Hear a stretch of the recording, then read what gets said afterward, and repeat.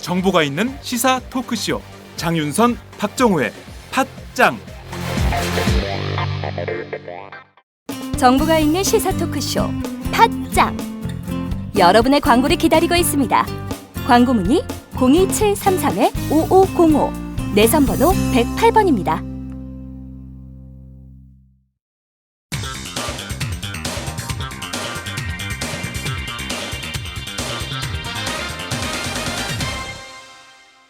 전혀 다른 뉴스.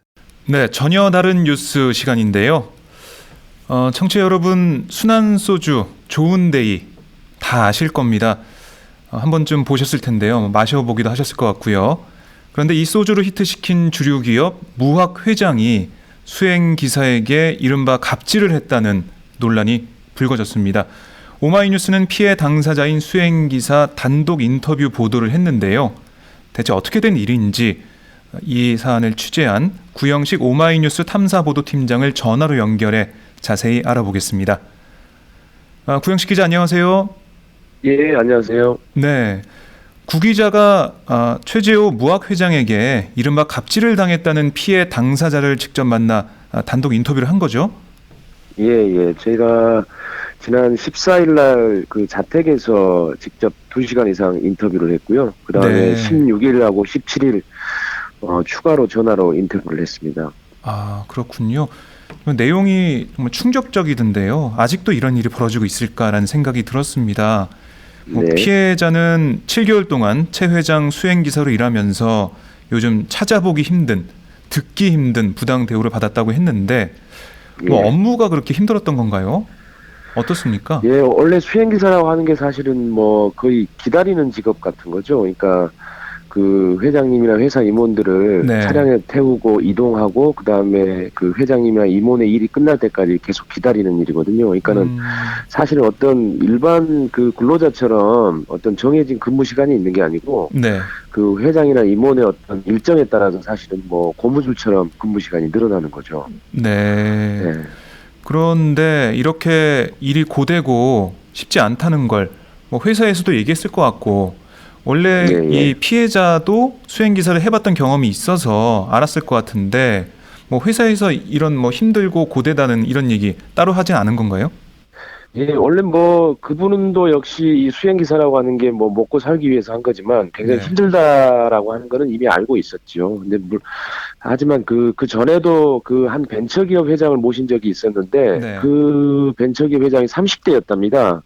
30대였는데 굉장히 사실 서울대 나오고 카이스트 나오고 엘리트인데 네. 굉장히 벌레 수준으로 수행기사를 대우했다는 거예요. 근데 그렇게 대우했던 그 벤처기업 그 회장도 네. 토요일이나 일요일은 되도록이면 운전을 시키지 않았고 그리고 어쨌든 간에 그 수당이나 이런 것들 그러니까 연장 근로한 수당이나 이런 것들을 잘 줬대요. 네. 근데 이제 우리 회장님 같은 최재호 회장님 같은 경우에는 욕설도 수시로 하시고 그다음에 새벽에까지도 이렇게 네. 수행을 해야 되는데도 불구하고 사실은 수당도 안 준 거죠. 그러니까는 대우도 비인간적인 대우를 받고 네. 그다음에 받아야 될 수당도 사실은 제대로 주지 않고 물론 수당은 나중에 이제 퇴사한 다음에 줬습니다마는 네. 어쨌든 그러니까 사실은 어떻게 보면은 그분 얘기를 보면은 최재호 회장은 갑질의 탑 원이다 이렇게까지 얘기를 하는 거죠. 그 벤처기업 회장보다는 더 하다는 거죠. 네. 그러니까 지금 수행기사라는 일이 힘든 건 알고 피해자가 가서 일을 했지만 지금까지 어떻게 보면 벌레 취급을 받았던 그런 적도 있었지만 일이 힘든 만큼 금전적으로 보상을 해줬는데 예. 무학 회장 같은 경우는 일도 힘들 뿐만이 아니라 그런 금전적인 보상도 없었고 인간적인 대우도 받지 못했고 그리고 일은 일대로 너무 힘들었고 말 그대로 노예 생활을 한 거네요. 그러니까 저희가 어제 보도를 했습니다만은 그분의 차량 운행 일지라고 하는 게 있는데요. 거기를 보면은 그러니까 한 달에 30일이라고 치면은 27일 동안 일하고 한 3일 정도밖에 평균 3일 정도밖에 쉬지를 못했어요.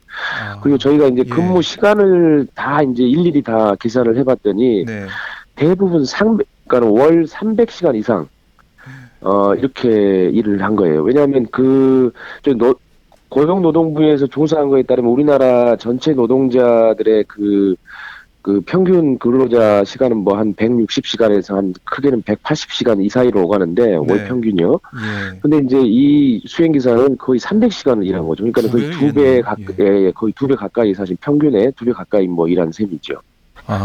정말 혹사를 당했다고밖에 볼 수가 없는데 그러면 어떤 일을 한 건가요? 뭐 그러면 회장님을 수행한 거 이것만 한 건가요? 예, 회장님 수행뿐만이 아니고 그 사모님, 네. 그다음에 따님 이런 분들 수행을 꽤 많이 했어요. 그래요. 그리고 단순하게 이제 수행만 한 게 아니고 네. 그 피해자, 갑질 피해자, 무학갑질 피해자의 그 주장에 따르면은 네. 집에 분리수거를 거의 도맡아서 했다고 그러더라고요. 쓰레기 분리수거 있지 않습니까? 쓰레기 분리수거를 수행기사가 했다고요? 네, 쓰레기 분리수거를 했고, 그 다음에 이제 그 집에 차가 3대가 있대요. 그러니까 사모님이 타는 차, 그 다음에 아우디, 벤츠, 그 다음에 따님이 타는 차, 아우디 스포츠카, 이렇게, 그 다음에 이제 회장님이 타는 차 이렇게 3대가 있는데, 그 3대에 뭐 세차도 다 하고, 뭐 관리나 차량 점검 이런 것들도 다 이제 그 수행기사가 다 했다는 거죠. 참, 쓰레기 분리수거를 했다는 말은 정말 충격적인데요. 예. 심지어는 뭐, 개를 맡기는 게 애교를 아마 키우는 것 같은데, 그 개를 맡기러 가는 일, 또는 맡겨진 개를 찾아오는 일도 그 수행기사가 있어요. 그래요? 예.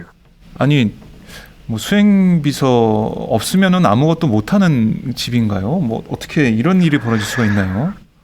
그러니까 원래 만약에 이 수행기사는 사실은 마케팅 팀 주임이라고 하는 직책으로 이제 들어간 거거든요. 그러니까 만약에 이제 그런 식으로 쓰려면은 집사 같은 이제 운전사도 하고 집일도 같이 봐주는 집사 같은 사람이 별도로 개인적으로 고용을 해서 사실 쓰는 게 맞겠죠. 근데 수행기사라고 하는 정식적으로 회사 직원으로 채용을 한 건데 사실 업무하고 상관없는 일까지도 다 사실은 비공식적인 업무까지도 사실은 했던 거죠.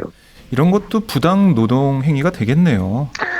예, 이거는 이제 나중에 수당을 줬기 때문에 그나마 이제 그 논란의 소지가 없어지긴 했지만 만약 수당을 안 줬다라고 한다면 이거는 근로기준법 위반에 해당되죠. 그러니까 징역 3년 이하의 징역, 그다음에 2천만 원의 벌금을 사실 물을 수 있는 그런 사안이죠. 네. 아니 이 수당을 줬다는 것도 피해자가 문제 제기를 하니까 수당을 나중에 지급한 거죠? 예, 그러니까는 회사는 이 사람의 근무 시간이나 이런 것들을 전혀 사실 측정하지 않았어요. 그러니까는 유일하게 이제 그분이 직접 작성한 운행일지를 이제 가지고 근거로 해서 사실은 그 노동부의 임금체불로 그러니까 수당을 지급하지 않는 거는 사실 근로기준법상 임금체불에 해당되는 거거든요. 그래서 그 임금체불로 제소하겠다고 하니까 회사에서 부랴부랴 이제 뭐 근무일지도 참조하고 자기네들 여러 가지 것들을 이제 감안해가지고 원래는 그 노무사가 계산했다는 거는 1,500만 원이었대요. 밀린 그 수당이. 근데 회사에서는 그 중에서 1,118만 원만 사실은 준 거죠. 뭐 계산상의 차이는 있긴 하지만 뭐 아주 크게 차이는 나지 않지만 어쨌든 회사도 사실은 자기네들이 연장 근로를 시켰다라고 하는 걸 인정을 하고 사실상 그 수당을 했네요. 지급한 셈이죠. 예. 아니 뭐 이런 힘든 업무뿐만이 아니고 운전을 하면서 이 무학 회장한테 인간적인 대우를 받지 못했다라는 얘기도 있던데 뭐 그런 뭐 폭언이나 이런 게 있었던 건가요? 예. 그러니까는, 우리 그 대기업의 오너 되시는 분들은 참 욕을 좋아하시는 것 같아요. 욕을 좋아하거나, 아니면은 뭐 사람을 때리는 것들. 그러니까 좀 약간 사람 인권에 대한 감수성이 사실 전혀 없는 셈이죠. 그러니까는 뭐 말할 때마다, 야, 임마, 야, 새끼야, 뭐 이제 이런, 욕들도 했고, 그 다음에 사실 이제 모멸적인 말을 했죠. 그러니까 예를 들어서 너 같은 놈들은 사회의 패배자다, 인생의 패배자다. 네가 성공했으면 왜 내 밑에서 운전하겠냐. 뭐 이런 말도 하고, 그다음에 운전하는 놈, 수행기사 보고 운전하는 놈 이런 얘기도 했어요. 그러니까 얼마나 그게 사실은 정말 보통 인간의 감정을 가지고 있으면 얼마나 그게 모멸적이고 사실은 그러게요. 예, 예. 아니 이런 상황에서 7개월 동안 버텼다는 것도 참 신기하거든요. 아니면 그러면 그 전 수행 그 기사 같은 경우도 이렇게 오랫동안 근무를 했었나요? 아니요. 아닌가요? 그 전 수행기사도 금방 그만뒀고요. 네. 예, 굉장히 많이 바뀌었답니다. 빨리. 원래 사실은 뭐 그 수행기사 세계에서 3년 정도 근무를 하면 네. 롱런이라고 얘기를 한대요. 그러니까 롱런. 그만큼 사실은 힘든 그러니까 직업이긴 하네요. 롱런 한다라고 하는 게 이제 3년 이상 근무했을 때 롱런이라고 하는데 네. 아마 최재호 회장 수행기사 하면서 아마 그렇게 롱런한 분이 거의 적었던 것 같은데 거의 없었던 것 같은데요. 네. 아, 참 2016년 대한민국에서 벌어지고 있는 갑질인데 이 네. 몽고식품 회장의 갑질 이후 또다시 불거진 횡포입니다. 직접 네. 만나서 피해자 인터뷰를 하셨는데 피해자의 심리 상태 뭐 이런 건 좀 어땠습니까? 많이 힘들 것 같은데. 그 피해자는 그러니까는 인간적인 대우도 못 받고 네. 그다음에 저기 뭐 정당한 근로에 대한 대가도 못 받고 그러니까 그리고 이제 그런 아까 제가 얘기 드렸던 굉장히 모멸적인 언사들을 듣고 네. 내렸지 않습니까? 그래서 굉장히 뭐 죽고 싶었다라는 얘기까지도 해요. 네. 그리고 심지어는 이제 뭐냐면 회사 쪽에서는 이 사람이 이제 금품을 요구하기 위해서 그런 얘기를 하고 있다. 네. 그러니까 거짓말을 하고 있다. 이렇게 일종의 이제 돈을 바라고 어떤 제보를 하거나 이런 파렴치범. 아, 이런 그쪽으로 쪽으로 사실 몰아가는군요. 몰아가고 있거든요. 그러니까 네. 이분은 굉장히 사실은 억울해가지고 거의 잠도 못 자는 상황이죠. 그러니까 예. 뭐 개인이 회사와 싸워야 되는 그런 입장이잖아요, 상황이잖아요. 예. 참 힘들 것 같은데 잠깐 회사 쪽 얘기를 언급하셨습니다.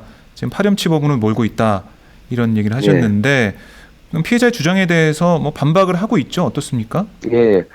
회사 쪽은 뭐 당연히 뭐 분리수거 한 적도 거의 없고, 네.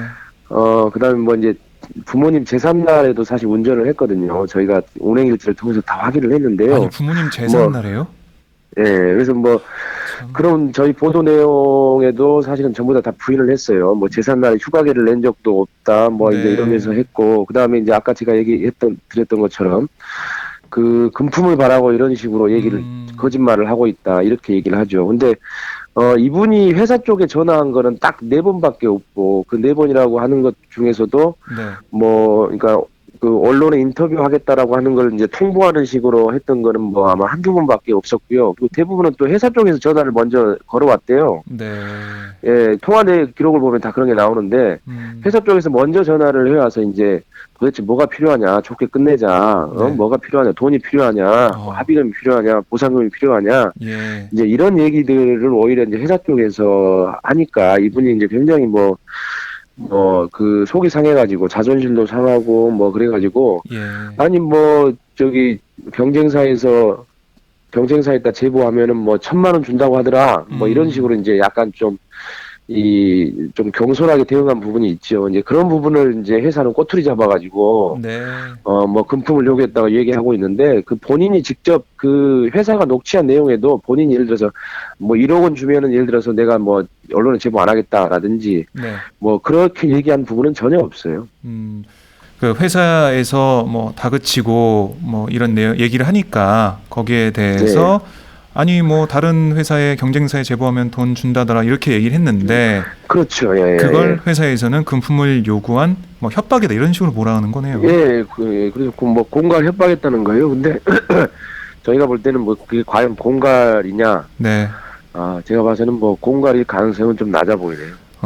뭐 이 사안이 계속해서 앞으로 파장이 일어날 것 같은데요. 뭐 오늘은 이 정도로 좀 정리를 좀 해보고요. 내일이나 다시 연결을 해서 저희가 앞으로 향후 이 전망 그리고 어떻게 이 일이 매듭지어질지 이런 것들을 얘기를 나눠보도록 하겠습니다. 네, 말씀 잘 들었습니다. 예. 네, 지금까지 구영식 오마이뉴스 탐사보도팀장과 함께했습니다.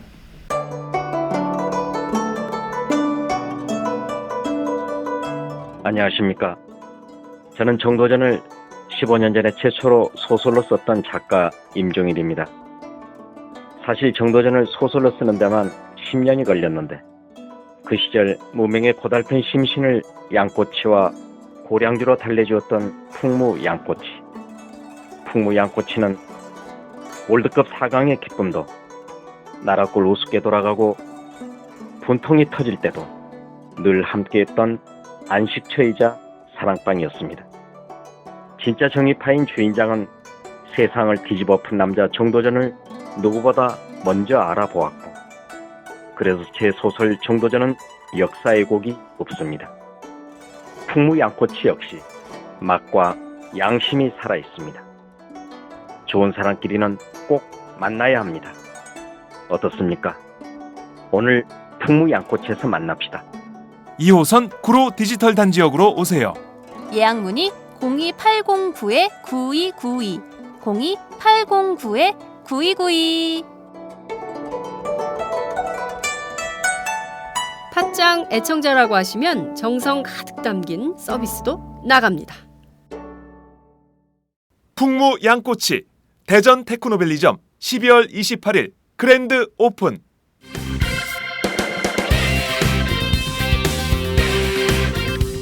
경제를 보는 맑은 눈, 홍종학의 퓨어 경제.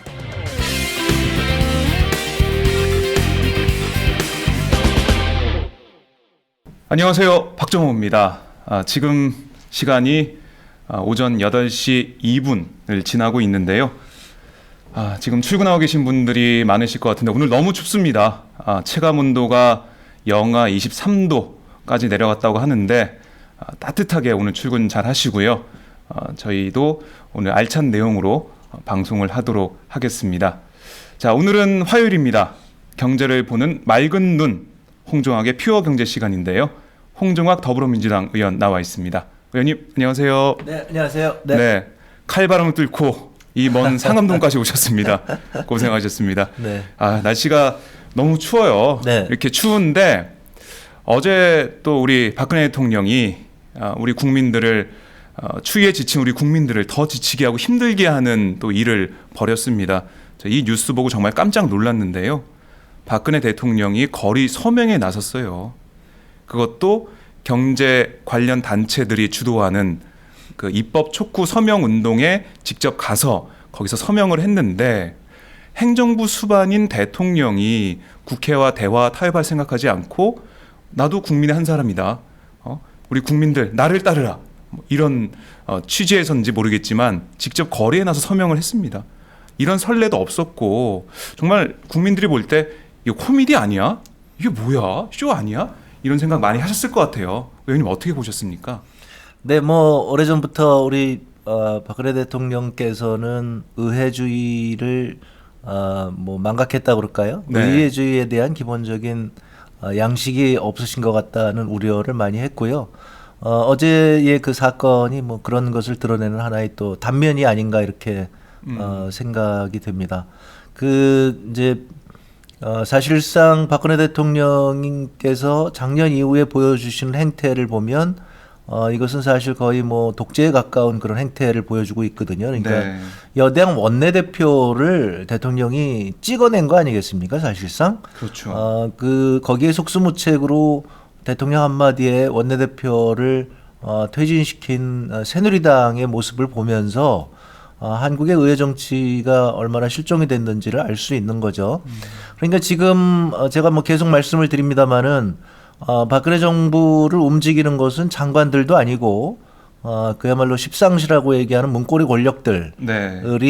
지금 움직이는데, 이 문고리 권력들이 이제 의회가 자기들 마음대로 되지 않으니까 일종의 이제 히틀러와 같은 국민을 상대로 해서 직접적으로 뭐 좋은 말로 하면 홍보고 나쁜 네. 말로 하면 이제 세뇌를 하고 그다음에 이제 여론 조작을 하겠다는 것이죠. 네. 그래서 이제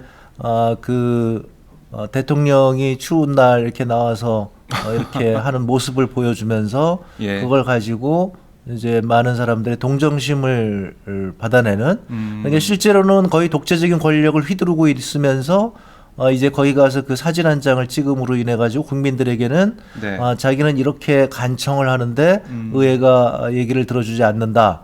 마치 자신이 의회보다 낮은 데 있는 것처럼 이런 이제 코스프레를 하는 네. 대단히 무서운 정치를 하고 있다고 생각이 되고요. 네. 이거는 총선을 앞두고 있기 때문에 사실상의 정치 개입이라고 보지 않을 수 없습니다. 그래서 이제 그런 면에서 예. 저는 굉장히 중요한 사건이라고 저기 생각하고 있고요. 네. 대신에 이제 하나의 거기서 읽을 수 있는 우리가 이제 그냥 뭐 대통령께서는 그런 모습을 국민들이 보였으면 좋겠다. 국민들에게 보였으면 좋겠다고 나가셨는지 모르겠지만 네. 맑은 눈으로 보시면 맑은 눈. 네. 대통령과 재벌이 한편이구나 하는 것을 보실 수가 있겠죠. 맞아요. 경제 관련 단체들의 서명 운동이었거든요. 네. 거기에 나가서 서명했다는 건 나는 경제 관련 단체, 대한상공회의소나 이런 네. 단체들의 편이야. 이거를 직접 보여준 거죠. 내용적으로 봐도요. 그 경제단체, 한국의 경제단체들이 조금 이제 아쉽게 생각하는 게 뭐냐면은요. 네. 사실상 뭐 경제단체라고 해서 거기 중소기업들도 들어가 있지만 중소기업들은 사실상 거의 목소리를 내지 못하고 있습니다. 그러니까 사실상 재벌들이 주도하고 있고요. 네.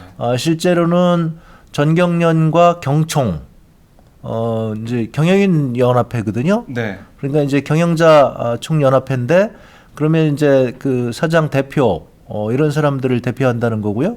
그리고 이제 뭐 대한상공회의소가 있긴 합니다만 대한상공회의소도 지금 사실상 회장이 재벌 회장이잖아요. 네. 그러니까 이제 이 단체들이 주도하고 있는데 이 단체들이 사실상 이제 재벌들의 입김에서 벗어나지 못하는 이런 단체들이죠. 그래서 이제 맑은 눈으로 보시는 분들은 명확하죠.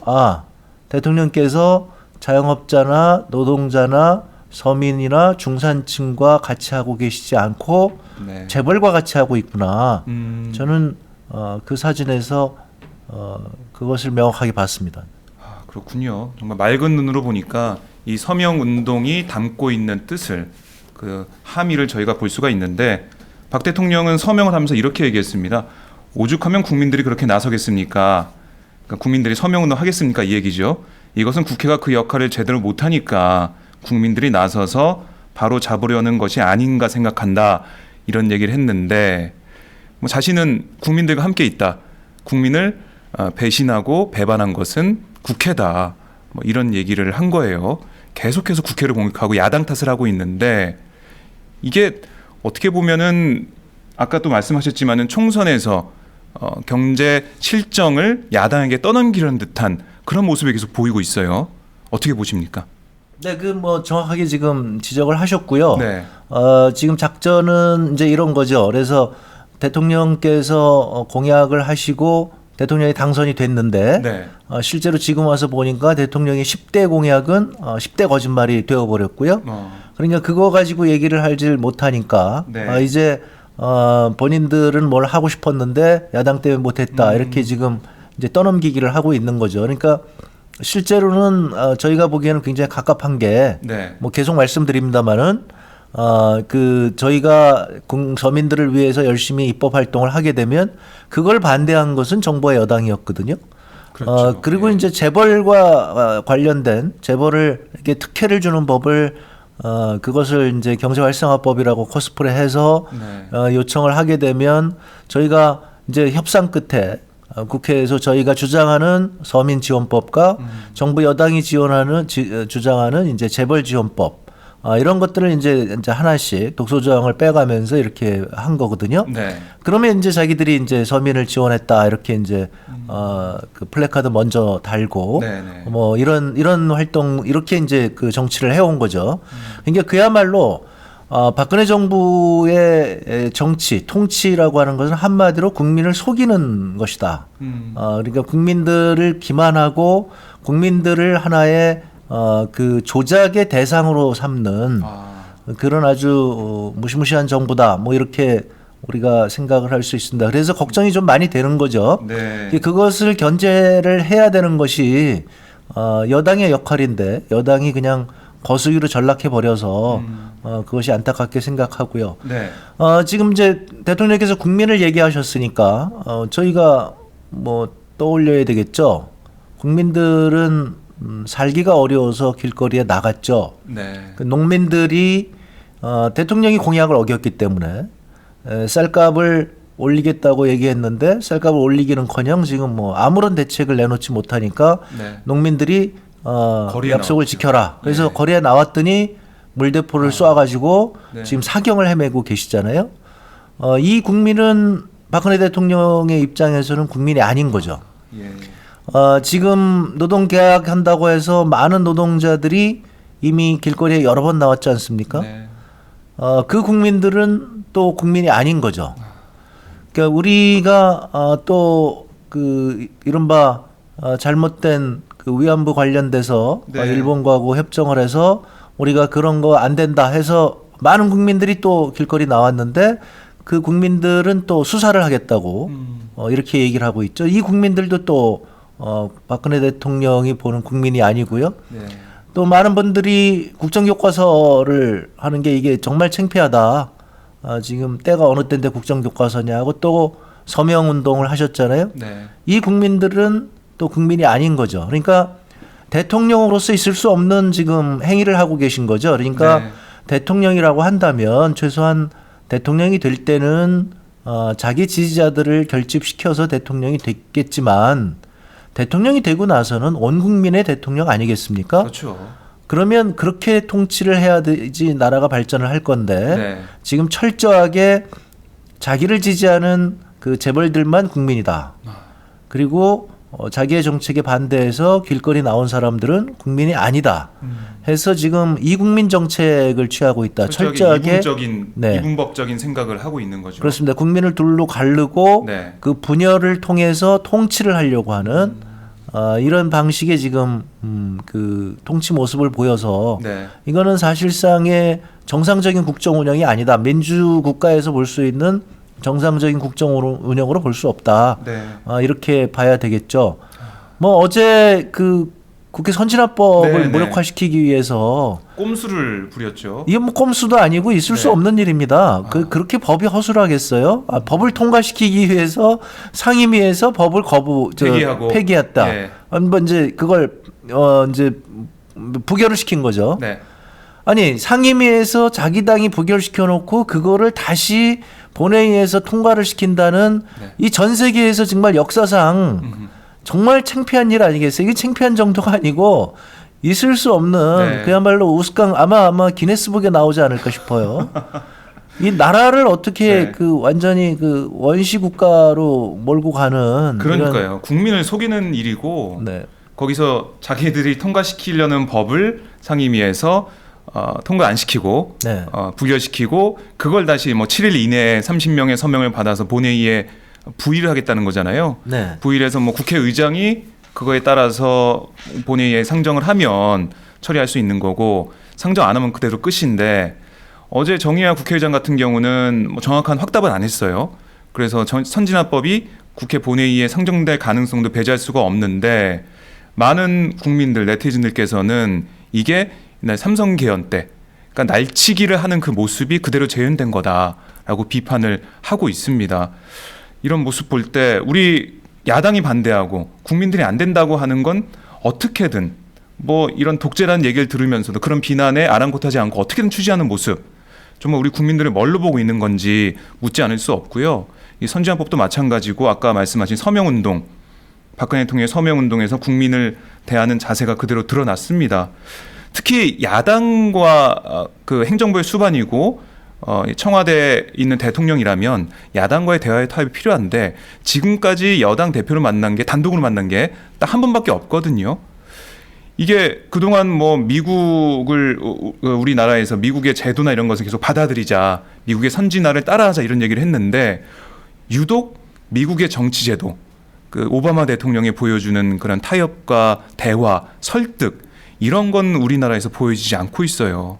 이게 정말 근본적인 문제 아닌가요? 어떻게 보십니까? 그 이제 저는 이런 말씀을 드리고 싶은데요. 네. 그 지금 국회 선진화법 논란이 된 것을 뭐 그 전에도 여당의 입장에서는 좀 불만이 있었겠습니다만은 이 국회 선진화법이라고 하는 것이 다시 한번 말씀드리자면 그 장점과 단점이 있습니다. 네. 그런데 이제 지난 국회에서 18대 국회가 끝나가면서 여야가 합의를 해서 이게 바꾼 거거든요. 그때 바꿨을 때의 그때는 이제 뭐냐면 새누리당도 야당이 될지도 모른다고 하는 네네.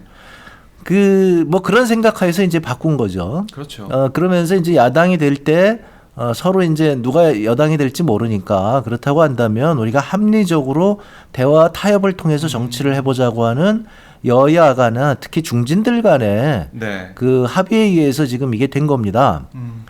그런데 지금 이 국회 선진화법이 작동하지 않는 이유는 네. 정부 여당이 일방적으로 밀어붙이기 때문에 그런 거예요. 대화 타협을 하려고 하는 것이 아니라 그러니까 아까 말씀드렸다시피 청와대에서 대통령이 뭐를 하나 결정을 하면 거기에 대해서 토를 달 수가 없는 그대로 해야 되는. 네, 이런 네. 상황 때문에 국회에서 여당 국회의원이 그야말로 협상에 이 그 뭐라 그럴까요? 협상의 권한이 전혀 없는 거예요. 네. 그러니까 저희하고 협상을 하다가 새로운 협상안이 나오면 잠깐 기다려라. 그리고 어딘가 가서 전화를 하고 옵니다. 청와대로 전화를 하겠죠. 뭐 청와대인지 어딘지 뭐 그거는 저희가 얘기할 예. 수는 없는데 하여튼 어딘가 가서 전화를 하고 오고 그러니까 이게 뭐 자율적으로 협상이 안 되는 것이죠. 그리고 이제 계속 저희가 주장을 합니다만 그게 이제 사실이거든요. 그래서 여야가 지금 합의를 해서 그 대화 타협의 정신을 잘 살려가지고 네. 사실상 굉장히 어려운 국가적 난제 중에 하나를 푼 것이 지난번에 공무원 연금 개혁법이었습니다. 네네.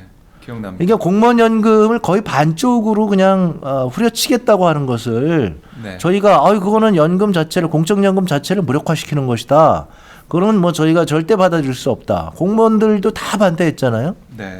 그래서 저희가 사회적 대타협 기구를 만들었고 그 사회적 대타협 기구에서 그리고 공무원들이 엄청나게 희생을 한 겁니다. 물론 이제 정부 여당이 원래 얘기했던 대로 반토막 나는 그런 네. 그 말도 안 되는 연금은 아니지만 그래도 기존의 연금에 비해서는 우리가 상당히 이런 정도는 희생을 하겠다. 대신에 공적연금이라고 하는 우리 국민의 기본적인 노후 생활을 보장하는 이것을 무력화시키는 건 안 되겠다. 네. 따라서 정부 여당이 이거에 대해서 확답을 해준다고 한다면 우리가 희생을 감수하겠다. 이래서 사회적 대타협이 되었고 그 결과 공무원 연금 개혁법이 타결이 됐습니다. 네. 여기서부터 이제 문제가 된 거거든요. 예. 그랬더니 청와대에서 무슨 이런 타협을 하느냐. 자신들이 원래 얘기했던 것보다 안 되니까 그 다음에 무슨 그 공적연금을 강화하는 이런 꼬리표를 달아갖고 오느냐. 저는 이제 이게 굉장히 중요하다는 거죠. 아까 말씀드렸다시피 저는 계속 말씀드렸다시피 이 정부는 재벌의 이익과 함께하는 것이고 네. 따라서 공적연금을 무력화시키고 재벌연금을 지원하려고 하는 개인 연금이나 뭐 이런 것들이죠. 이런 거죠. 재벌에서는. 예. 그러니까 재벌의 금융회사들이 파는 네. 그러한 그 개인 연금을 지원하기 위한 이 거대한 흐름이 있었던 것이 저희가 그것을 간파를 하고 그거 아니냐 그랬더니 정부는 아니다 그랬는데 그럼 아니라고 한다면 대타협하자 해서 대타협을 해놓은 거거든요. 네. 그런데 원래 얘기했던 재벌연금을 지원하려고 하는 그것이 무력화되니까 청와대가 발끈하고 나섰다. 이렇게 우리가 봐야 되는 거고요. 네. 그러니까 청와대 입장에서는 이 커다란 흐름, 그러니까 우리 공적연금을 무력화시키고 재벌들 배를 부풀리게 하는 이것이 원래 목표였는데 네. 이것이 마음에 안 드니까 거기서 뭐 이런 타협을 하느냐 해서 처음에 공무원 연금 이거 말도 안 된다 해서 어떻게 이걸 되돌릴 수 없을까 그리고 이런 거 타협한 그야말로 유승민 원내대표를 네. 찍어낸 거죠. 그렇죠. 청와대의 의도가 그게 아니었는데 어떻게 그런 협상을 하느냐. 이 사회적 대타협이라고 하는 그야말로 그때 당시에 공무원들이 다 들어왔고요. 공무원들의 지금 그 양대 노총이 다 있지 않습니까? 네. 예, 공노총이라는 게 있었고 그다음에 전공노라고 하는 전국 공무원 노조가 있었고 이 양대 노총이 있었는데 공무원 내에서 그 노동조합들이 다 들어와서 사인했거든요. 네. 이게 어마어마한 일이었습니다. 말 그대로 대타협이죠. 그다음에 교총도 들어왔고요. 네. 그러니까 우리 교장 선생님들 뭐 이 엄청나게 이거 연금 깎으려고 그러는 것들 그런 것들을 이렇게 대타협을 통해서 교장 선생님들 희생을 하셨지만 이렇게 그 본인들은 희생하지만 공적연금을 더 이상 무력화시키면 안 된다. 네. 이거를 해놨는데 지금 이거에 대해서 대통령 마음에 안 든다고 그 원내대표 찍어내고 사실은 대통령 마음에 안 드는 게 아니라 재벌 마음에 안 드는 거죠. 그러니까 재벌 마음에 안 든다고 그것을 이제 청와대가 이렇게 그 이제 여당 대표 찍어내고 네. 이런 식으로 이제 독선을 해가면서 일방적으로 밀어붙이기 시작한 거죠. 거기에서 이제 저희는 그런 독소 조항들을 계속 있는 법안들을 밀어붙이니까 저희가 막을 수밖에 없었던 것이고 네. 그것이 지금 이제 청와대가 대화 타협보다는 일방적으로 밀어붙이기 위해서 지금 그러다 보니까 국회 선진화법이 걸림돌이 되는 거죠. 그러니까 이제 그거를 제거하기 위해서 새누리당이 말 그대로 군사 작전하듯이 밀어붙이고 있는데 이 국민을 얘기했다면 국회가 바로 국민의 뜻을 대변하는 기관 아닙니까? 민의의 대표들이 있는데 그런 여야가 합의한 것을 거부하고 그러면서 지금 또 거리에 나와서 국민을 찾고 있단 말이죠. 참 지금 생각해봐도 코미디고 어떻게 이런 일이 일어날 수 있는지 아까 말씀하신 대로 기네스북에 올라갈 그런 정부 여당의 모습, 청와대의 모습이 아닌가 싶습니다. 참 우리가 이렇게 맑은 눈으로 보니까 보이네요. 네네. 예, 국민이 그쪽에서 얘기하는 국민이 정말 누군지 그 국민하고 우리 국민하고 정말 어떤 게 다른지 볼 수가 있는데 자, 저희 지금 생중계로 생방송으로 저희가 함께하고 있습니다. 지금 시간이 8시 22분인데요. 박근혜 대통령 서명 운동 얘기를 좀 해봤고요.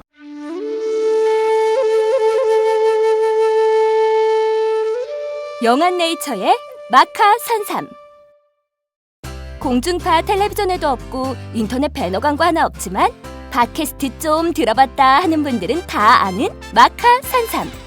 진짜 유명해져서 유사 제품도 많아졌습니다. 이젠 마카 산삼으로 검색하면 너무 많이 나와요. 꼭 영한네이처로 검색해주세요. 팟캐스트에서 듣던 그 마카 산삼을 구입할 수 있습니다. 특히 나라 걱정으로 심신이 지친 분들에게 권합니다. 몸에 정말 좋습니다.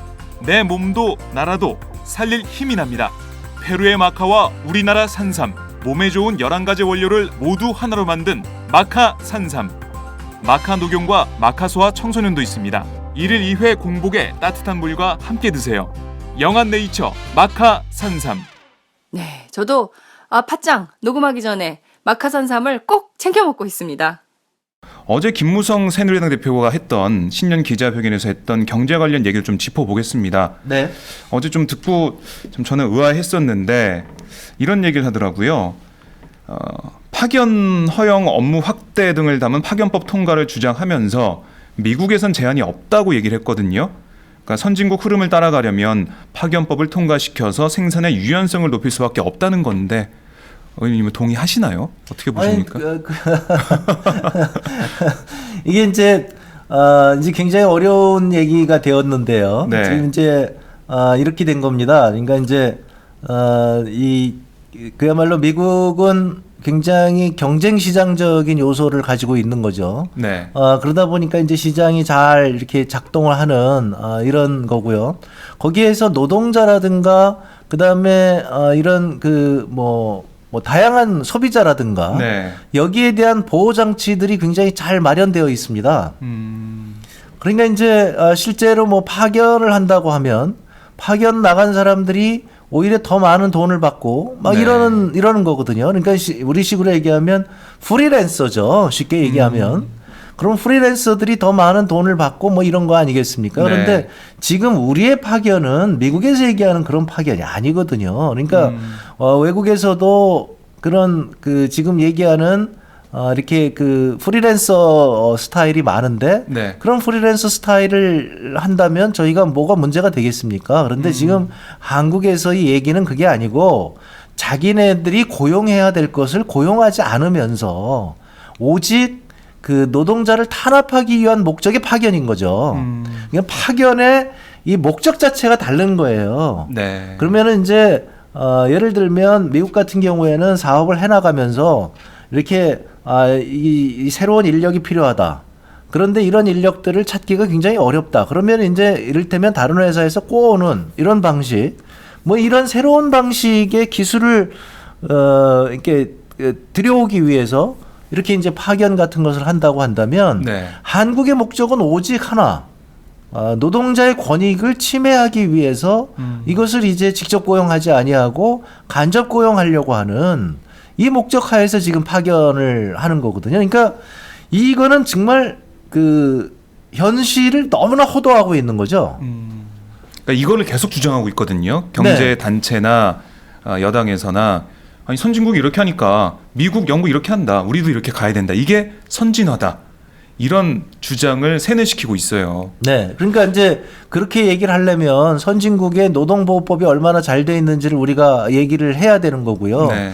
선진국에서는 노동자에 대해서 이렇게 불법으로 혹은 잘못 해고를 하게 되면 엄청난 그 벌금을 물잖아요. 손해배상금 물고. 그다음에 지금 우리나라에서는 지금 노동자들이 파업하면 거기에 대해서 지금 손해배상 청구하잖아요. 그렇죠. 이런 거 선진국이 없어요.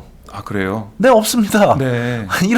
그러니까 이런 사실상의 노동자들의 노동 3권을 기본적으로 이렇게 탄압해 가면서 그야말로 노동자들을 노예로 만들겠다고 하는 정부다. 네. 이렇게 봐야 되는 거죠. 그러니까 지난주에도 제가 말씀드렸습니다마는 이거는 굉장히 제가 거의 뭐 이 정부가 지금 미쳤다고 표현할 정도다 이렇게까지 얘기를 했는데요. 네. 그러니까 100년 역사가 이렇게 쭉 이끌어 오면서 자본주의 100년 역사가 오면서 정글 자본주의가 있었고 이 정글 자본주의는 그야말로 노동자를 노예처럼 취급하던 그런 자본주의였거든요. 그 정글 자본주의는 결국 해보니까 경제가 다 망가지더라. 그리고 폭동이 나더라. 네.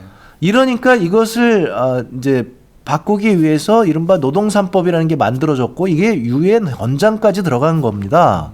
그게 지금 자꾸 대한민국이 전 세계적인 그런 규범에서 벗어나고자 하는 네. 이렇게 벗어나는 이런 행태를 보이는 것이 너무나 안타깝고요. 그러다 보니까 지금 우리나라 인권이라든가 노동권이라든가 이런 것이 자꾸 침해됐다고 세계적인 인권 단체들을 그다음에 유엔 같은 데서 지금 자꾸 경고가 날라오잖아요. 네. 그러니까 지금 한국 재벌의 문제에 대해서 제가 계속적으로 얘기를 하는 거거든요. 한국 재벌의 문제가 바로 이런 겁니다. 재벌들이 외국처럼 새로운 기술을 개발하기 위해서 뭐 우주로 뛰어든다든가 아니면 전기차에 뛰어든다거나 이런 걸 하는 게 아니라 한국 재벌들은 끊임없이 청와대를 구워 삶아서 청와대에 로비하고 여당 의원들한테 로비해서 지금 노동자들 관리하기 어려우니까 노동자를 노예로 만드는 그런 법을 해달라.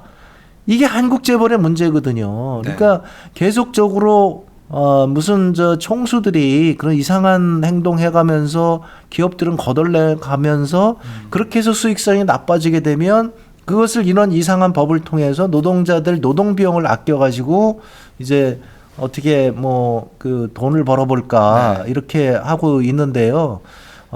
이런 재벌들의 요구를 들어주고 있는 그런 것들을 듣는 이 정부 여당의 행태가 너무나 한심하다 이렇게 얘기를 할 수밖에 없습니다. 참 국민들을 속이고 있다라는 말밖에 안 나오는데요. 이게 직접 비교 대상이 아닌데 그걸 마치 우리가 선진화가 안 된 것처럼 해서 국민들을 속이고 있는 그런 현실인 것 같습니다. 그리고 어제 김 대표가 이런 얘기도 했어요. 대기업 정규직이 임금이 100이라면 중소기업 비정규직이 34다. 격차가 크다. 이런 얘기를 하면서 이 격차를 줄이는 게 노동개혁 5법이다라는 주장을 했거든요.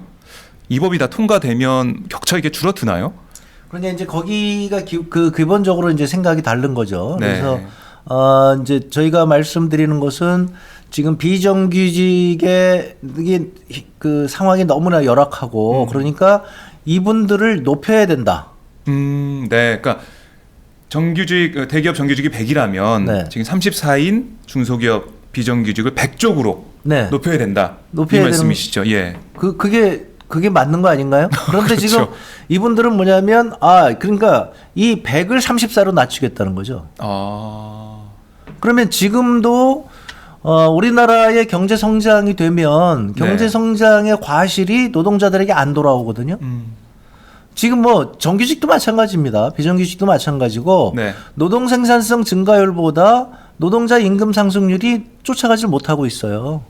이게 오래전부터 지금 그런 거거든요. 네. 그러니까 이명박 박근혜 정부 들어서 이것이 더 이제 커졌고요. 그러니까 경제는 성장한다고 할지라도 노동자의 임금은 상승하지 않는. 네. 그 과실은 전부 재벌들이 가져가는. 중소기업도 어렵고 왜냐하면 중소기업 쥐어짜게 하죠. 노동자 쥐어짜게 하죠. 그러니까 그 과실이 절로 가기 때문에 지금 노동자 임금이 대기업 노동자들도 안 오르고 있고 네. 거기에다가 아까 이제 계속 말씀드립니다만은 지금 한국의 비정규직 노동자들은 거의 노예와 같은 그런 처참한 생활을 하고 있습니다. 네. 제가 뭐 계속 말씀드립니다만은 지금 이제 국내에서 최초로 제가 그 국세청의 자료를 받아서 그걸 이제 공개를 했는데요. 그 우리나라의 이 근로소득자 중에 정 가운데 있는 분이 한 달에 150만 원도 못 벌거든요. 예. 그러면 절반이 150만 원도 못 벌고 있는 이런 상황에서 그러면 이 그 생활을 어떻게 하냐 이거죠. 그렇죠. 지금 150만 원 가지고 우리가 생활이 가능한가요? 지금 150만 원 받아 가지고 지금 그 젊은 사람들이 혼자 사는 모르겠지만 우리가 정상적인 그 가정 생활을 꾸릴 수 있나? 이게 불가능한 거 아닙니까? 그러니까 젊은 사람들이 결혼을 못 하고 있고 이런 건데 그렇습니다. 지금 그러니까 그거 아니겠습니까? 정부 여당의 그동안의 얘기를 보면 일자리가 없으면 눈높이를 낮춰라. 네. 그러니까 지금 150만 원 그 일자리도 당신 눈높이가 높아서 그런 거니 그거를 120만 원으로 낮춰라. 개인의 책임으로 돌리는 거죠. 예, 120만 원짜리 일자리를 많다. 그것도 구하기 어려워? 그럼 중동으로 가라. 지금 그게 네. 이제 정부 여당의 그동안의 얘기죠. 그러니까 그래서 뭐 결혼을 지금 못 하겠다. 그러면 결혼을 못 해? 그러면 우리가 대출해 주겠다. 지금 그런데 대출을 받아서 대출금을 갚을 수도 없는 네. 그런 거고 오늘도 지금 신문에 나왔더군요. 그 뭐 보수 신문이 냈는데 신혼부부들에게 지원해 주는 걸 보니까 서울에 그걸 지원받아서 갈 수 있는 데는 6%밖에 안 되더라. 아파트는 6%밖에 안 되더라. 그러면 어딜 가라는 말이냐? 그게 6%인데 실제로 가보니까 거기에는 그런 아파트는 없더라. 이미 네. 전세를 얻을 수 있는 데가 없더라. 이런 거거든요. 그러니까 지금 이제 이게 굉장히 이런 걸 보면 많은 국민들이 보면 맞아. 그러니까 이게 이제 아까 말씀드렸다시피 국민을 둘로 나눠서 봐. 너 굉장히 어렵지. 네. 그러면 저 사람들이 지금 굉장히 그 정규직 노동자들이 잘 먹고 잘 사니까 그게 그 너를 가난하게 만드는 이 원인이야. 지금 이렇게 얘기하는 거죠. 네. 그런데 제가 계속 말씀드립니다만은 지금 정규직 노동자라고 하시는 분들 네. 그분들도 굉장히 어렵거든요. 그래요. 쉽지가 그러니까 않아요. 예. 이게 이제 말이 안 되는데 한 달에 몇백만 원씩 가져가는 분들도 사실상 지금 정상적으로 애를 키울 수 없는 애들 학비 내고 나면 그야말로 그 가슴 아픈 얘기인데 제가 뭐 항상 얘기합니다. 이게 한 달에 600만 원을 집에 가져가시는 분이 600만 원을 월급을 받으시는 분이 저녁 때 집에 들어가면서 우리 애한테 그 통닭 한 마리를 사갖고 갔으면 좋겠는데 망설이는 네. 그걸 사갖고 가면 아빠가 일주일 내내 담배를 끊어야 되는 혹은 뭐 그 자기 용돈을 쓰지 못하는 이런 상황이거든요. 네. 왜냐하면 그 지금 이제 대출 받아서 대출금 받고 갚고 나고 애들 사교육비 시키고 뭐 학원 한두 개 보내고 나면 지금 집안에 쓸 수가 없는 이런 상황인데 지금 이제 누리과정 저렇게 돼가지고 누리과정 또 돈 내라고 그러니까 네. 이런 거거든요. 그다음에 뭐 무상급식 해가지고 그거지만 근데 그것도 지금 도저히 뭐 안 되겠다 해서 그거 자꾸 돈 내라고 지금 이렇게 네. 뭐 홍준표 지사 같은 경우에는 뭐 이렇게 하고 있는 거 아니겠습니까? 점점 쓸 돈은 많아지고 주머니는 가벼워지는데 정부에서는 중소기업 비정규직과 그 대기업 정규직을 그 소득격차 줄인다는 게 하향 평준화 시키겠다 이런 얘기를 하고 있는 거죠. 제가 다시 한번 말씀드리면 예. 그 데이터 자체가 잘못된 게요. 지금 대기업들이 정규직 노동자를 고용을 안 하고 왔기 때문에 네. 아까 뭐 계속 말씀드린다면 뭐 비정규직이나 파견 이런 걸로 지금 대체를 했잖아요. 네, 네. 그러니까 어떻게 됐냐면 지금 정규직 노동자들이 나이가 많아요. 그러니까 정규직 노동자들은 지금 나이가 많기 때문에 우리가 노동자들이랑 이제 어디 그 직장에 취직을 하게 되면 네. 거기 오래 취직할수록 이제 월급이 높아지는 거 아니겠습니까? 그러니까 정규직 노동자들의 그 평균 연령이 높은 사람들의 그걸 가지고 지금 이렇게 비교를 하고 있단 말이에요. 예, 연차가 많은 네. 정규직 노동자들. 네. 그러니까 이제 이런 거를 보게 되면 네. 이게 그야말로 나라가 망해가는 그런 모습들을 그렇게 잘못된 자료를 가지고 예. 그러니까 이제 한국의 조선 제가 계속 말씀드렸습니다만 지금 한국의 조선 사람이 휘청거리는데요. 네. 휘청거리는 이유는 단 하나입니다. 거기 가면 정규직 노동자들이 다 굉장히 연세가 많으세요. 그러니까 젊은 사람들은 아주 그냥 비정규직들이거든요. 네. 그럼 비정규직들은 기술을 습득하려고 하지 않죠. 왜냐하면 또 다른 데로 갈 수가 있으니까. 그러면 언제 그다음에 아무래도 비정규직이다 보니까 그 직장에 대해서 애정이 없고 기술 습득하려고 하는 그런 생각들이 이제 줄어들죠. 네. 이제 이런 고용이 상황이 불안하니까요. 네, 예. 고용이 불안하니까 이제 이런 것들이 우리나라의 조선 산업의 경쟁력을 떨어뜨리는. 네. 그러니까 중국 같은 경우 보면 거긴 임금도 낮고 그런데 그 사람들이 열심히 지금 기술을 습득하고 있으니까 네. 이게 이제 한국의 경쟁력이 자꾸 떨어지는 거죠. 그러니까 제가 말씀드렸다시피 계속 말씀드리는데 지금 박근혜 정부와 새누리당의 정책은 바로 우리의 임금을 중국의 임금하고 맞추려고 하는 거다. 네. 그게 아니고 지금 우리 노동자들의 기술 수준을 높여서 중국하고 경쟁을 해야 되는데 네. 중국의 임금하고 맞추려고 그러다 보니까 이게 자꾸 이제 이렇게 되는 거거든요. 그러면 우리 기술 수준이 높아지지 않고 그러면 결국에 중국한테 먹힐 수밖에 없다. 그래서 제가 계속 말씀드린다마는 한국 재벌들은 지금 자기 무덤을 파고 있는 것이다. 네.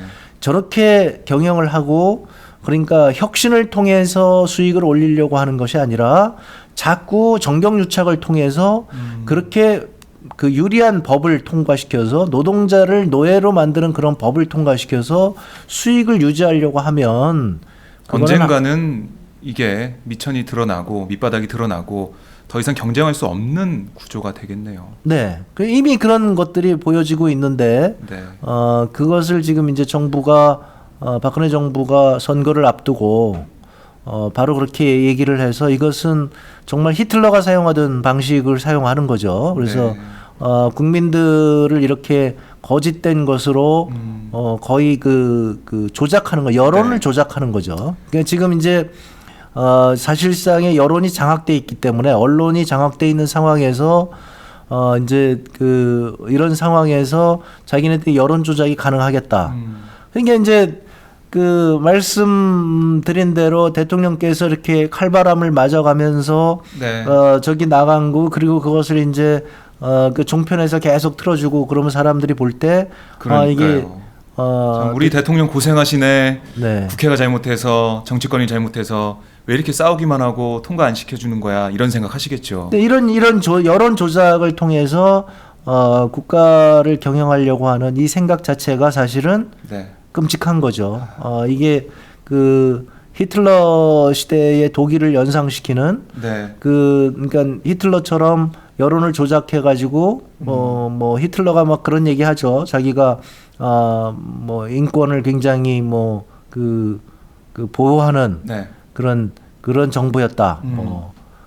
뭐 그런 얘기들을 히틀러가 이제 하거든요. 그러니까 네. 이제 자신을 계속적으로 그렇게 의회가 이렇게 이제 자기가 국가를 위해서 열심히 하려는데 의회가 그걸 막고 있다. 결국 의회를 해산하잖아요. 네. 이제 이런 방식의 여론 조작을 통한 국가 경영, 이것은 민주주의 국가를 굉장히 퇴행시키는 네. 그런 아쉬운 대목이다 저는 이렇게 생각합니다. 예.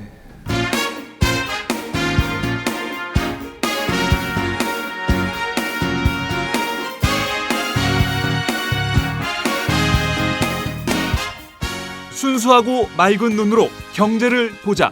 홍종학의 퓨어 경제. 저희가 이렇게 방송을 하고 있는 동안에 댓글 남겨주신 분이 계십니다. 잠깐 소개를 드릴게요. 김대옥님이신가요? 네, 홍종학 의원님 나오면 오늘 질문. 40대 초반 미혼남인데 한국 떠나는 게 개 이득이겠죠? 라고 하셨습니다. 한국을 떠나야 되나?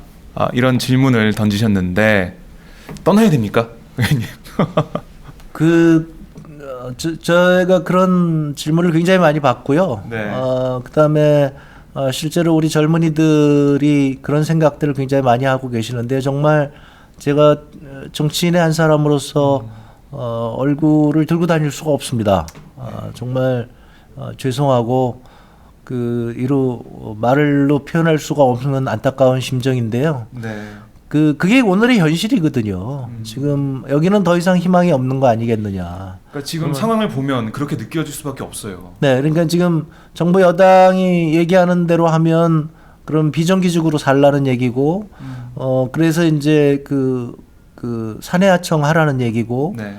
그러면 지금 대부분의 우리 노동자들이 지금 그 살고 있는데, 그 얼마 안 되는 정규직까지 지금 비정규직으로 돌리려고 하는, 네. 그 뭐 정규직이지만 사실상은 비정규직과 그 다름없는 간접 고용 노동자, 네. 이 간접 고용 노동자로 다 전락시키려고 하는 이런 모습들이 이게 이제 이 정부가 계속 지속이 된다면 이게 우리의 미래가 될 거 아니겠습니까? 그러니까 그런 입장에서는 우리 젊은이들이 희망을 찾기 어렵고 네. 희망을 찾기 어려우니 이제 다른 곳에 가서 희망을 찾으려고 하는 이제 그런 마음이 생기는 거죠. 그렇게 되는 것이죠. 그래서 네.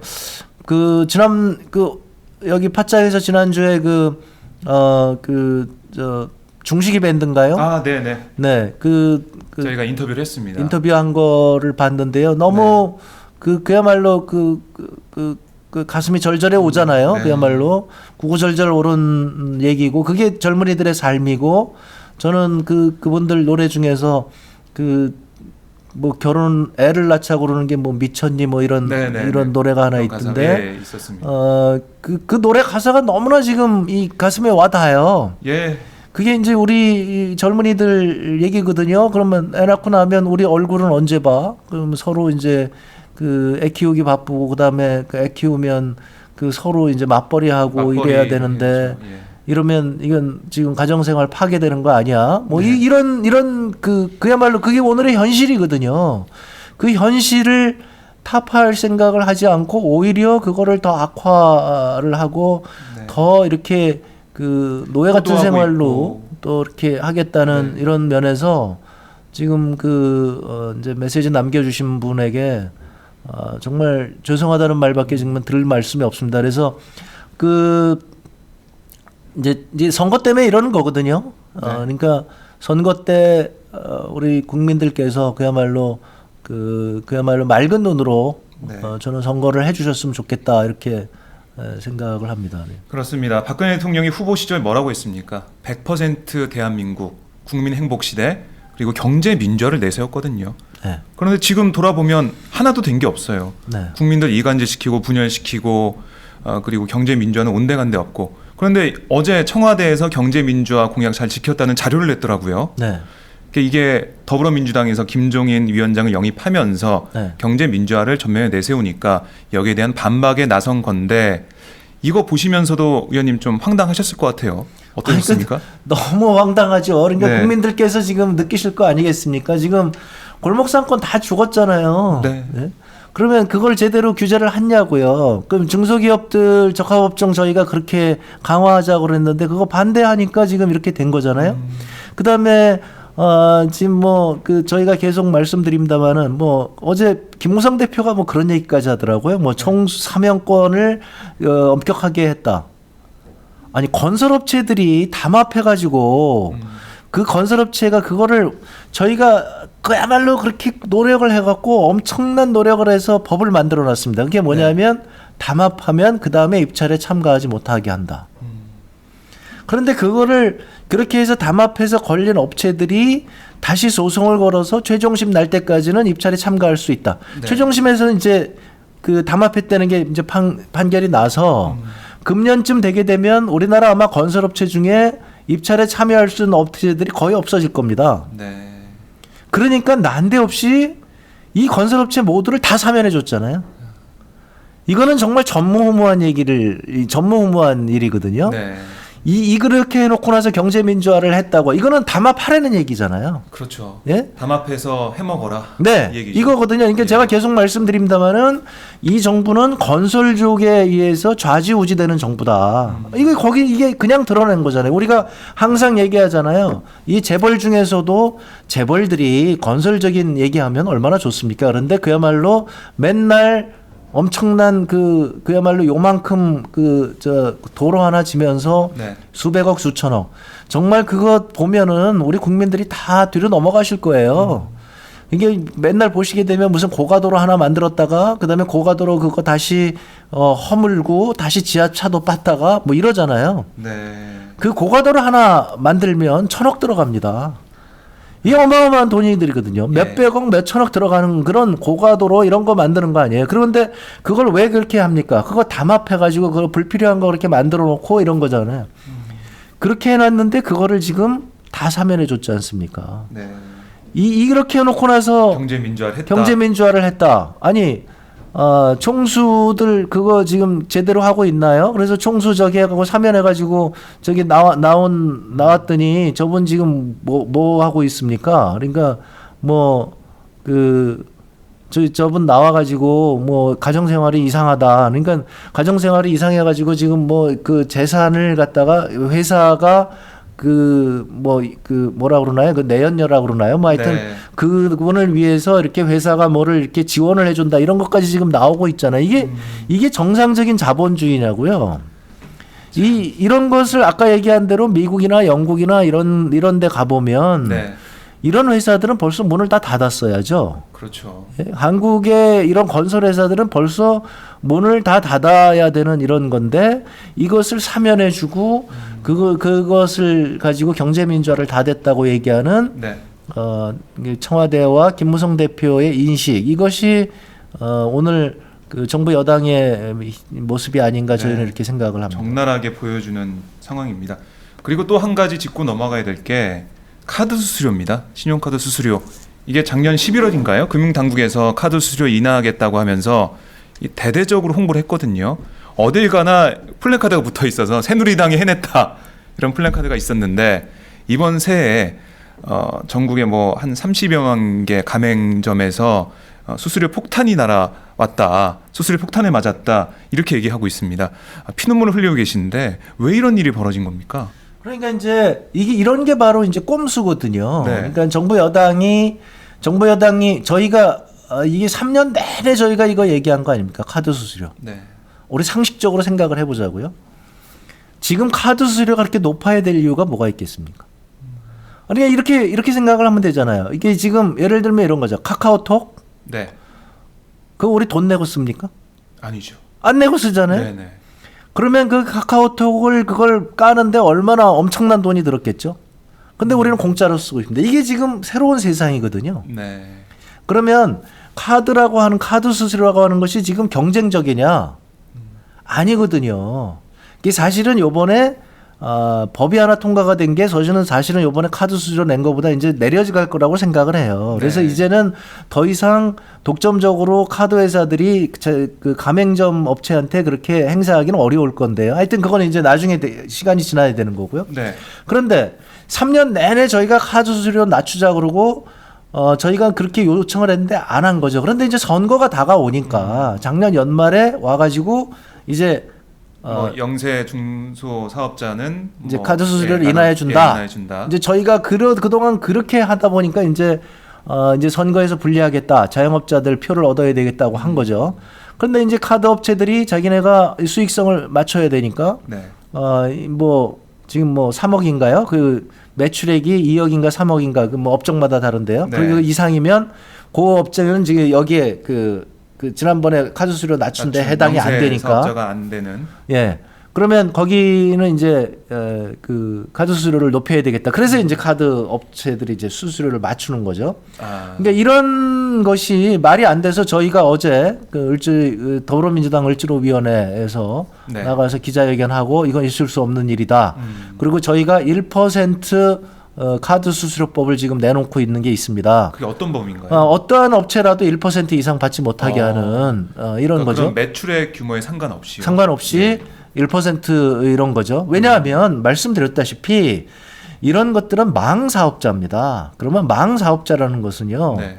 한번 투자를 해놓고 나면 이게 이제 그 다음에 추가 비용이 거의 들어가지 않아요. 저희가 이제 그 전문 용어를 쓰면 한계 비용이 들어가지 않는 겁니다. 네. 그러면 지금의 현대에서 지금 인터넷이 쫙 깔려 있는 상황이기 때문에 이런 것들은 가격이 점점 떨어질 수밖에 없는데 정부가 이들 사업자들 카드 사업자들의 이 독점적인 수수료를 인정을 해주니까 지금 이렇게 되는 거거든요. 네. 그러니까 우리나라 핀테크 사업이 발전하지 못하는 이유가 바로 이런 겁니다.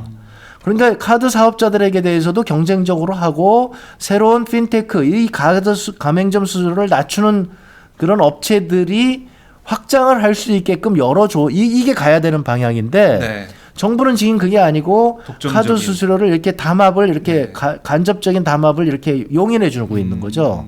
그러니까 저희가 그게 아니다. 그러면 카드 수수료를 계속 낮춰라. 저희가 이걸 낮추라는 이유는 뭐냐면 그렇게 되면 혁신 기업만 살아남거든요. 네. 그럼 비용을 낮춰야 됩니다. 그리고 더 낮추는 기업들이 얘기를 해야 되잖아요. 그러니까 카드 회사가 그런 그걸 경쟁해야 되잖아요. 그걸 광고를 해야 되는 겁니다. 네. 우리 카드는 그 수수료가 이렇게 낮은 카드입니다. 경쟁을 하고 그래서 그 시장에서 살아남는 기업만 남게 되는 그렇게 그런 게 가야 돼야 되는 되는데 것이죠. 여기서는 시장 경제가 작동을 안 하고 있네요. 네, 그렇습니다. 카드사에서는. 이제 그런 거기 때문에 저희가 카드 수수료를 낮추자고 그렇게 요청을 했는데 네. 정부가 이제 그것을 이렇게 막고 있다가 이제 선거가 다가오니까 영세 자영업자들에게 뭐 저희는 뭐 하여튼 그거라도 감사하다고 얘기했는데 네. 그렇게 놓고 나서 자기네들이 플래카드 먼저 달았죠. 그러니까 이게 이런 것들이 이제 국민들을 완전히 속이는 건데요. 예. 하지만 국민들께서는 저는 아실 거라고 봐요. 그러니까 지난 3년간 카드 수수료 인하하자고 그렇게 요청한 정당이 어딘가. 그거는 뭐 저희가 얘기할 때는 네. 그야말로 정부 여당이 의지만 있었다면 이미 3년 전에 카드 수수료 낮췄어야 되는 거고요. 네. 그걸 이렇게 뒤늦게 했는데 요번에 이제 어제 그 카드 업체들이 저희가 이제 난리법석을 치니까 이것을 좀 미루겠다. 근데 굉장히 재밌는 얘기가 있어요. 선거 이후로 미루겠다 이렇게. 선거 이후로 네. 그럼 선거 결과에 따라서 자신들의 입장을 결정하겠다 이런 건가요? 그러니까 이게 얼마나 지금 한심한 얘기입니까? 그러니까 네. 자 이제 저는 이렇게 말씀을 드리고 싶어요. 그러니까 이제 이런 거 아니겠습니까? 그러니까 우리 국민들이 이제 그 더불어민주당을 네. 다시 한번 봐야 되는 이런 이유를 여기서 제공해주고 있는 거죠. 그러니까 카드 수수료가 선거 지금 이제 아우성을 했는데 네. 저희가 이렇게 이거 안 된다. 지금 뭐 매출액 2억이라고 그러지만요. 매출액 2억 하시는 분들도 지금 적자 보고 계시는 분들 많거든요. 그렇죠. 예. 지금 장사 안 돼요. 안 돼요. 그다음에 이제 업종마다 이제 다른데 예를 들어서 지금 주유소 같은 경우가 이제 매출액이 크다고 그러는데 지금 주유소들 다 망해 나가고 있는 상황이거든요. 그 주유소 업체들도 지금 자꾸 줄어들고 있는 이런 상황이잖아요. 그러니까 이런 상황에서 이제 선거가 다가왔으니 선거 이후로 미루겠다. 저게 얼마나 국민을 우습게 보는 그런 행태입니까? 예.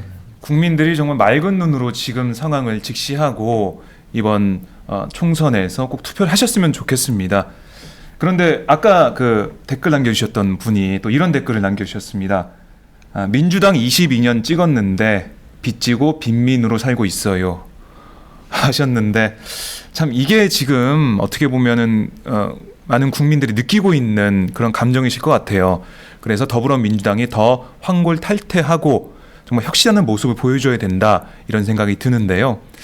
의원님 뭐 끝으로 인사 말씀하시면서 여기에 대한 답변도 한번 곁들여 주시면 고맙겠습니다. 근데 이제 너무나 죄송합니다. 근데 이제 저는 이게 너무나 많이 들으신 얘기인데 제가 네. 또 드릴 수밖에 없습니다. 그러니까 지금 현재의 상황이 지금 96년도하고 너무나 똑같은 상황이거든요. 재벌만 비대해졌고 재벌만 지원하다 보니까 네. 오히려 또 일부 재벌들은 부실화돼 있고 지금 정부는 그 부실화된 재벌을 지원하기 위해서 지금 뭐 온갖 용을 쓰고 있는 거죠.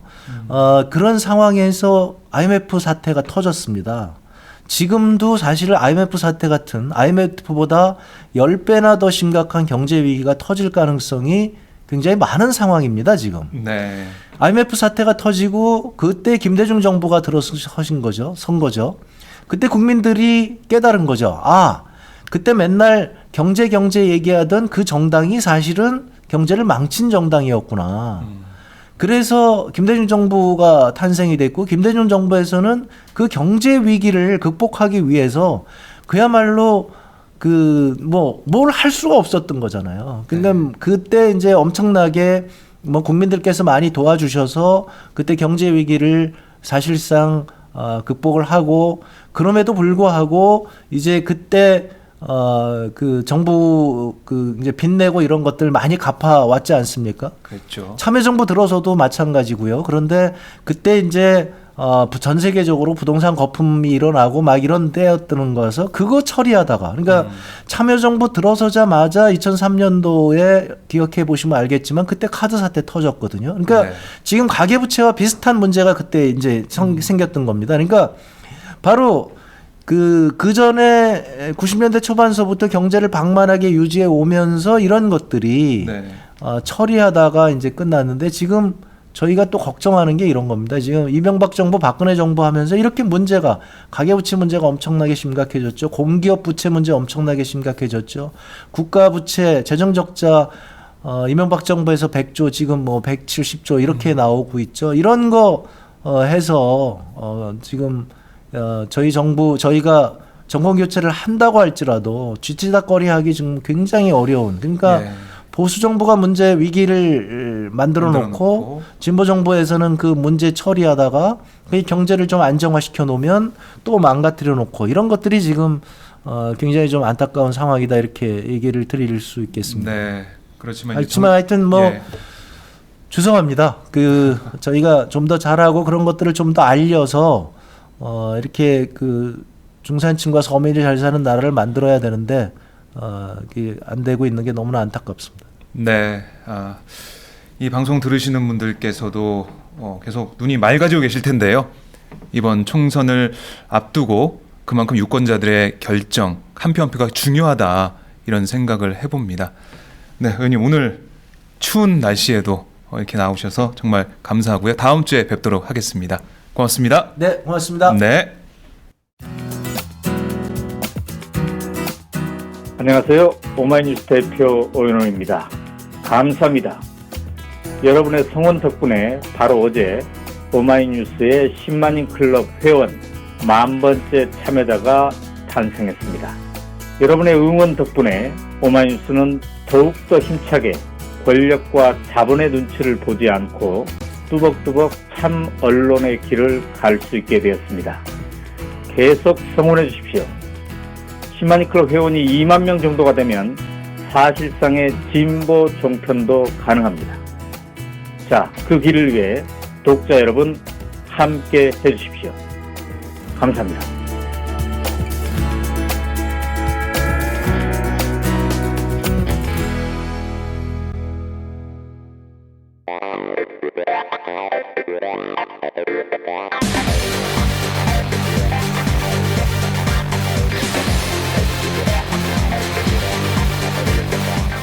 정보가 있는 시사 토크쇼 장윤선, 박정호의 팟짱.